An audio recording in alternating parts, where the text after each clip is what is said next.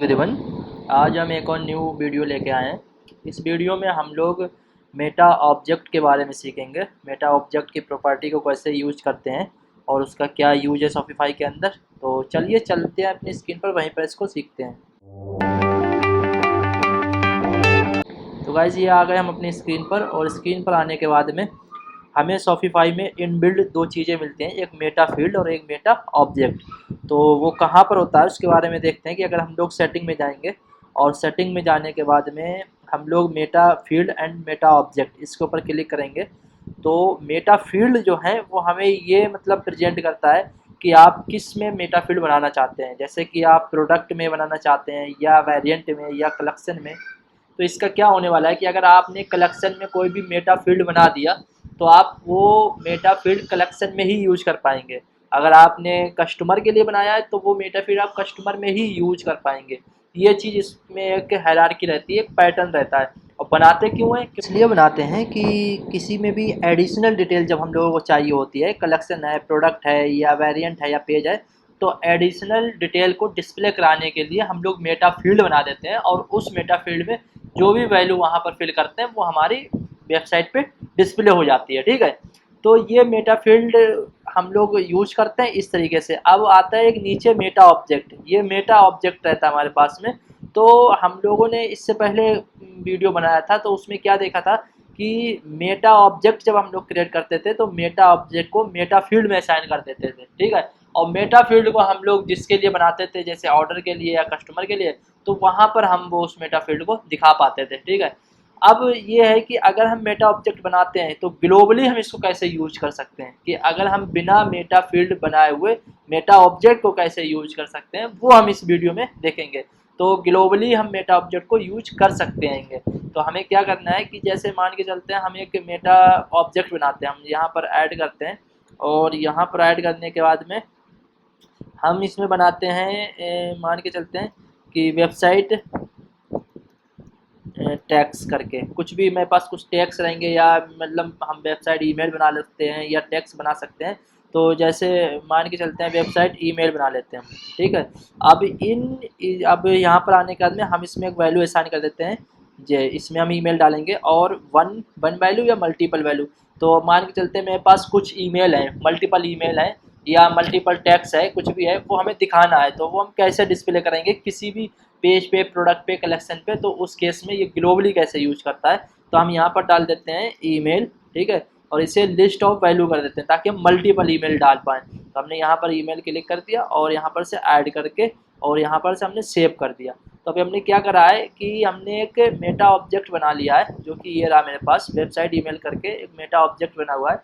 अब इसका mostly use तो यही होता था कि अब आप इन ईमेलों को किस पे यूज करना चाहते हो, जैसे प्रोडक्ट में, या वेरिएंट में, या फिर ऑर्डर के अंदर। तो फिर हम क्या करते हैं कि जैसे मान लो पेज पे करना था, तो हम पेज में जाएंगे और ऐड असाइन करेंगे, और यहाँ पर से हम एक ईमेल नाम का लेंगे, और यहाँ पर से आके मेटा ऑब्जेक्ट लेंगे ये। ठीक है, और मेटा ऑब्जेक्ट में जाके अभी हमने जो बनाया था वेबसाइट ईमेल, यहाँ पर से डाल के इसको सेव करा देंगे। तो फिर क्या होगा कि इन ईमेल को हम सिर्फ पेज पे ही डिस्प्ले कर पाएंगे और पेज पे ही दिखा पाएंगे। तो ऐसे हम यूज करते थे। ठीक है, अभी भी करते हैं, ऐसे हम यूज करते थे। लेकिन अगर हम कोई भी ग्लोबली इसको यूज करना चाहें, जैसे जो हमने मेटा जो ईमेल बना दिए हैं, हमने अभी किसी में असाइन नहीं करा है। ये चीज़ हमने इसे यहाँ पर इसी दिखाई है कि अभी हमने ये इसको कहीं पर भी असाइन नहीं करा है। डायरेक्ट अब हम ईमेल को कैसे मतलब डिस्प्ले करा सकते हैं। ये अब मेरी वेबसाइट है, ये यहाँ पर ओपन है। अगर हम कहीं भी मान लो प्रोडक्ट डिटेल पेज पे नीचे आके यहाँ पर डिस्प्ले कराना चाहें ईमेल पे, मल्टीपल ईमेल है मेरे पास, या टेक्स्ट है, या फिर इमेज है, या प्रोडक्ट है, कुछ भी है, मतलब वो डजंट मैटर, वो जो भी आप सिलेक्ट करोगे वैल्यू, वो आपको यहाँ पर डिस्प्ले हो जाएगी। अभी हम यहाँ पर सिर्फ समझाने के पर्पज से बता रहे हैं। तो यहाँ पर अगर आपने बना लिया, इसको ग्लोबली कैसे यूज करना है, तो वो चीज़ देख लेते हैं। तो चलिए यहाँ पर आते हैं हम लोग, और इस थीम को एडिट करते हैं, और थीम को एडिट कोड पे क्लिक करते हैं। तो ये अब न्यू टैब में खुलने वाला है। यहाँ पर एक गाइज एक और नया अपडेट आया है शॉपिफाई का। इन लोगों ने अपना एडिटर भी थोड़ा सा चेंज कर दिया है। तो अभी ओपन होने देते हैं। एडिटर भी इन लोगों ने अपना चेंज करा है, 2 दिन 3 दिन पहले इसको इन लोगों ने इसको चेंज कर दिया है।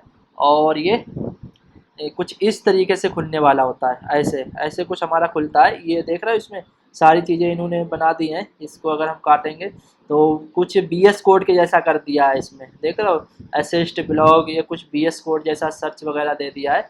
तो ये चीज़ें रहती हैं इसमें, ठीक है। तो हम लोग क्या करते हैं, एक सेक्शन में जाते हैं और सेक्शन में जाने के बाद में हम लोग जाते हैं, क्या बोलते हैं, इस पे लगाते हैं, जो क्या बोलते हैं, ये हमारे पास एक पेज है टेस्ट नाम का, ठीक है। तो हम यहाँ पर इसमें हम लोग लगाते हैं ईमेल को डिस्प्ले करवाते हैं कि कैसे कराना है।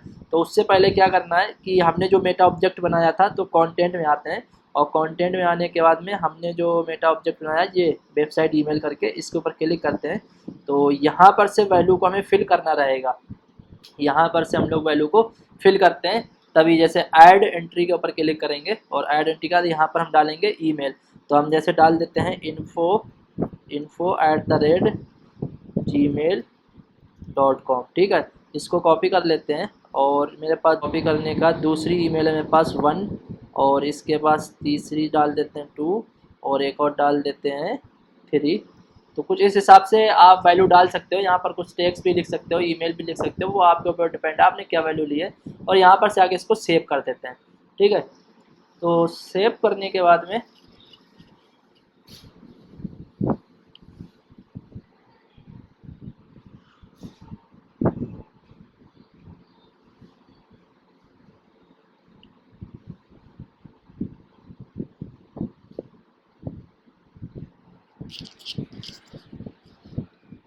तो यहाँ पर गाइस हमने अपनी वैल्यू को सेव कर लिया है, ठीक है। और सेव करने के बाद में अब ये ग्लोबली सेव कर लिया, किसी भी पेज में या कंटेंट में या फिर वेरिएंट में, प्रोडक्ट में नहीं करा है, ग्लोबली यहाँ पर सेव कर दिया। अब हम इसको कैसे डिस्प्ले करेंगे उस चीज़ को देख लेते हैं। यहाँ पर हम लोग आते हैं और कोड में आने के बाद में हम लोग जाते हैं जो हमारा पेज का सेक्शन है उसमें कोड लगा के देखते हैं, मेन डॉट पेज, ठीक है। और इसमें हम लोग यहाँ पर आके इसमें लिखते हैं, जैसे हम लोग प्रिंट कराते थे मेटा ऑब्जेक्ट मेटा फील्ड को लिखते थे, वैसे ही लिखना पड़ेगा हमें। यहाँ पर एक लेना है फोर का लूप चलाना है। तो इसमें हम लोग लेते हैं ईमेल्स, ठीक है, और और यहाँ पर हम लोग लिखने वाले हैं कि हम लोग यहाँ पर लिखेंगे शॉप, क्योंकि हमें डायरेक्ट उठा रहे हैं शॉप मेटा फील्ड, ठीक है। तो हमें यहाँ पर लेना पड़ेगा मेटा फील्ड करके। तो मेटा फील्ड नहीं, मेटा ऑब्जेक्ट हमें चाहिए होगा, ठीक है। मेटा ऑब्जेक्ट और एरे के अंदर हमने जो वैल्यू दी है उसे वो हम लोग यहाँ पर से उठाएंगे। यहाँ पर से जो हमने यहाँ पर से वैल्यू दी है, वेबसाइट ईमेल लिखा था, इसको यहाँ पर से हम लोग उठा लेंगे, ठीक है। और यहाँ पर से आके हम लोग इसे इसमें रख देंगे और डॉट वैल्यूज़, ठीक है। ये हमने इसको कर देते हैं बंद, इसको हम लोग कर देते हैं क्लोज, ठीक है।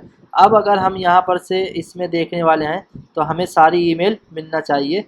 तो कुछ इस हिसाब से, एक मिनट, इस डबल ब्रैकेट लेके और इसमें हम जेसन में चेक करेंगे, क्योंकि ऐसे तो हमें नहीं दिखने वाला है क्या ईमेल आ रही। तो हम यहाँ पर अगर जेसन में आके कंट्रोल S करेंगे तो हमें सारी ईमेल दिख जाएंगी बारी बारी।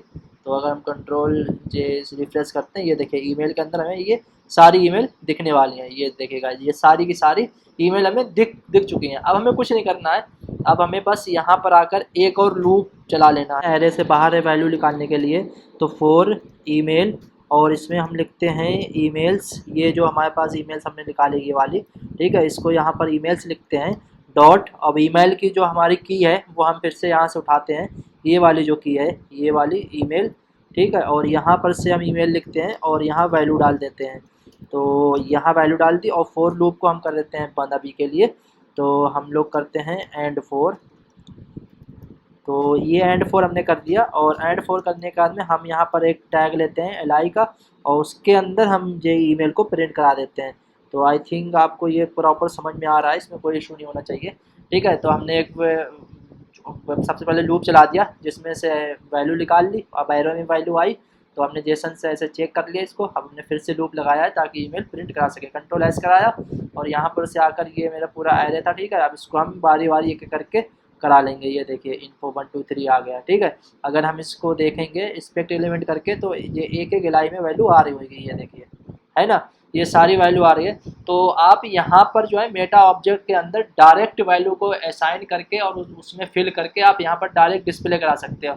अब ये ज़रूरी नहीं है कि आप ईमेल कराओगे या टेक्स्ट कराओगे, आप कुछ भी करा सकते हो, प्रोडक्ट भी करा सकते हो, पैराग्राफ भी करा सकते हो, इमेजेस भी करा सकते हो। और कोड कुछ इस हिसाब से आप जहाँ चाहोगे ये कोड को उठाकर आप अगर कहीं भी रख दोगे, ठीक है, चाहे वो पेज हो, चाहे प्रोडक्ट हो, चाहे वो थीम डॉट लिक्विड हो, कहीं भी आप रखोगे वहीं पर ये चीज़ डिस्प्ले हो जाएगी, ठीक है। तो आई होप कि आपको ये वीडियो समझ में आया। मिलते हैं नेक्स्ट वीडियो में, तब तक के लिए okay, bye bye, take care.